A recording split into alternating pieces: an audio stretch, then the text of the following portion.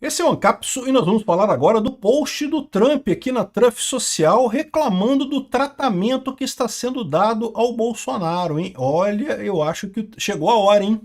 Eu acho que chegou a hora. O Trump agora olhou para o Brasil. Vamos entender o que está acontecendo aqui, porque é a mais contundente defesa do Bolsonaro que eu já vi o Trump fazer. A gente sempre soube que o Trump está do lado do Bolsonaro, ninguém tem dúvida disso. Que ele enxerga no Bolsonaro o que aconteceu com ele próprio lá nos Estados Unidos, a perseguição jurídica absurda e coisa e tal, né? E agora ele deu uma patada no Brasil, deu uma patada no Brasil. Vamos entender isso aqui. E esse aqui é o primeiro tweet que ele faz depois do tweet em que ele falou que ia dar 10% de tarifa adicional para o pessoal que seguiu os BRICS. Ou seja, o que isso diz para mim? É o Brasil mesmo que é o alvo dessa história. Lembra que quando eu falei sobre esse tweet aqui, eu falei, pô, o que ele está querendo dizer com isso? Qual é essa política que ele realmente está preocupado com relação aos BRICS aqui? E aparentemente é o Brasil. Essa notícia foi sugerida por Montegrow, Baby Shark, Tuturu e várias outras pessoas. Obrigado aí ao pessoal que sugeriu notícias lá no nosso site, no visãolibertaria.com. E obrigado a você que está assistindo o nosso vídeo. Se você gosta do nosso conteúdo, por favor, deixe o seu like, se inscreva aqui no canal, né? Pois bem, aqui ó, o Trump falou isso daqui, ó. Brasil está fazendo algo terrível no seu tratamento do ex-presidente Jair Bolsonaro.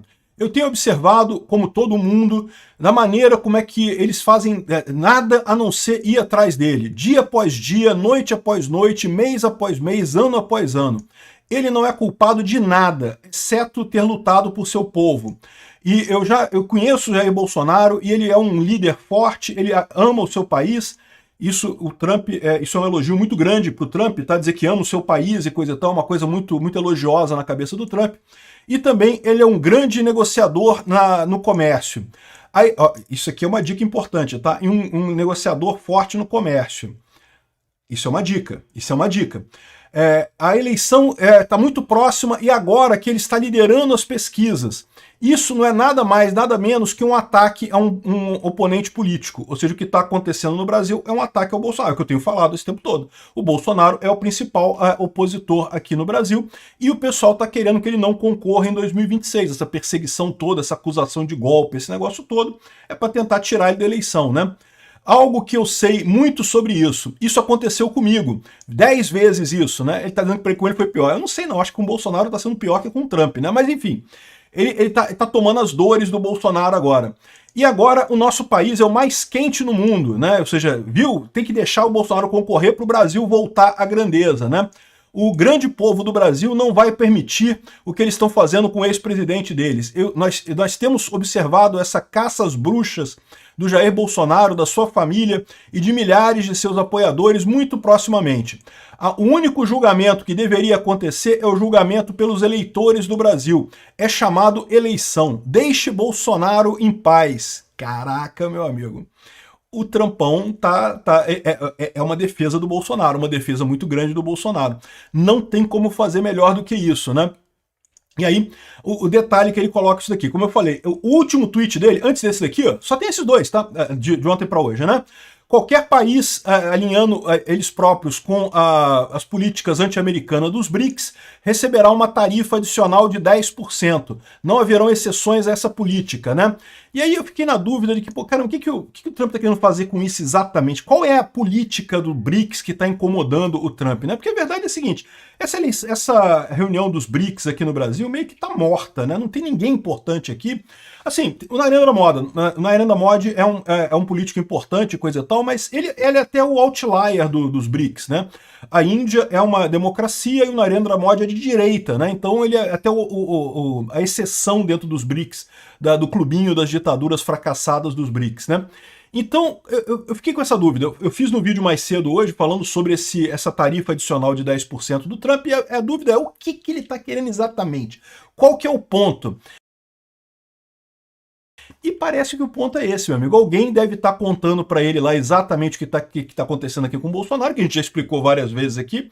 Esse processo é uma palhaçada completa, que não tem nenhuma lógica, né? O processo do, entre aspas, golpe do Alexandre de Moraes aí, que, não, porque tem uma minuta que tiraram do Google e não sei o que lá, e que apareceu não sei aonde. uma coisa que não tem absolutamente nenhuma lógica no final das contas. O único objetivo é tentar realmente tirar ele da eleição de 2026, seja fazendo o povo não gostar mais dele, seja com simplesmente proibir ele de disputar as eleições de 2026. O que eu acho que está acontecendo? O pessoal lá do Trump deve ter feito a mesma visão que eu tive aqui no que eu falei aqui no meu canal, que é que nós estamos num divisor de águas nesse momento. O Alexandre de Moraes está numa situação de decidir a questão do IOF do Lula lá, e ele está numa posição de divisão de águas. Se ele for para o lado da Venezuela, a gente vai embarcar para o lado da Venezuela. E acabou, e aí não tem volta. Ou seja, para mim agora ficou clara a situação. O pessoal lá na Casa Branca, tem gente inteligente na Casa Branca, tá? Tem gente burra pra caralho também, mas tem gente inteligente por lá. E no final das contas fizeram a leitura correta, a mesma leitura que eu fiz aqui no Brasil, que é o divisor de águas. Estamos num momento que arrisca o Brasil ir para o caminho da Venezuela completo. Por quê? Porque se o Alexandre de Moraes ficar do lado do Lula nesse negócio do IOF, ele vai se sentir forçado a manter o Lula no poder ano que vem, porque né, vai ser muito criticado por isso, ninguém vai gostar disso, centrão, oposição, empresários, toda a oposição vai ficar contra o Alexandre de Moraes nessa história do IOF, e aí a única saída que vai ter o Alexandre de Moraes é dar um jeito do Lula ganhar em 2026, meter o dedão na balança, igual fez em 2022, para fazer o Lula se eleger lá em 2026, né? E daí, esse é um ponto crucial. A leitura que o Trump está fazendo é essa. A gente está num ponto aqui, ó, no divisor de águas da história. Ou a gente vai para Venezuela, ou com todos os defeitos. Não estou dizendo que vai melhorar imediatamente, não, tá? Se o Alexandre de Moraes recusar o aumento do IOF, não vai mudar nada, em princípio, né? O governo Lula vai continuar torrando dinheiro como se não houvesse amanhã. A nossa economia vai continuar indo para o buraco, como está indo para o buraco nesse momento. E o que vai acontecer só é que as eleições ano que vem tendem a ser eleições mais livres. O Bolsonaro vai poder concorrer? Eu acho que ele deveria poder concorrer. Eu acho que para ser democracia de verdade ele tinha que concorrer. Mas existe o risco dele não concorrer nas eleições de 2026, né? E aí elegeria o Tarcísio e, de novo, por mais que o Tarcísio não seja a pessoa perfeita, ele tenderia a embicar a coisa toda para a direita e aí, no final das contas, o processo todo se resolveria em poucos anos, né? Eu acho que essa é a visão. Ele percebeu esse momento delicado que a gente está e está dando uma porradinha para tentar ver se a coisa vai para o lado certo. Né? Ou seja, se for para o lado da democracia, vai ser difícil, não estou dizendo que vai melhorar amanhã, que vai resolver os problemas amanhã, mas vai resolver eventualmente os problemas aqui no Brasil. E se for para o outro lado, a tendência é só piorar, piorar e piorar. Né? Além disso, ele deu dica aqui, ó, que ele é um negociador muito capacitado, ou seja, ele pode estar dizendo que, olha, vai botar tarifa mesmo no Brasil, né? Como eu falei para vocês, o Lula adoraria isso. O Lula acha que se os Estados Unidos botar tarifa no Brasil, que ele vai conseguir ganhar popularidade aqui no Brasil, porque a direita fica ligada ao Trump e eles ficam ligados contra o Trump e coisa e tal, e que ele vai ganhar popularidade aqui no Brasil.